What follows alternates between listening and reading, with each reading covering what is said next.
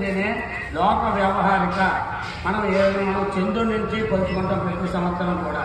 అలాగే చాంద్రమాన ద్వయవశాత్తు ఈ రోజు నుండి క్రోధి అనే నామ సంవత్సరం పేరు వచ్చింది.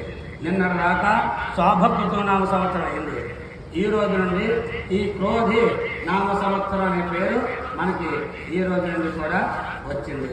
అలాగే బాహ్య స్వచ్ఛమానం అని చెప్పి మనకి ఉత్తరాది రాష్ట్రాల్లో అంటే మరి కాశీ, ఉత్తరప్రదేశ్ అలాగే ఉన్న ఎన్ని రాష్ట్రాల్లో మనకి అక్కడ ఈ యొక్క క్రోధి అని ఇదే పదాన్ని శీర్ష అనే నామంతో అక్కడ కొలుస్తారు ఆ ఉత్తరాది రాష్ట్రాల్లో అందరూ కూడా.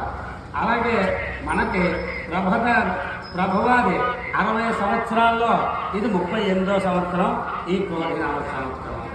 అయితే ఈ క్రోధినామ సంవత్సరం 10 శతాబ్దాలు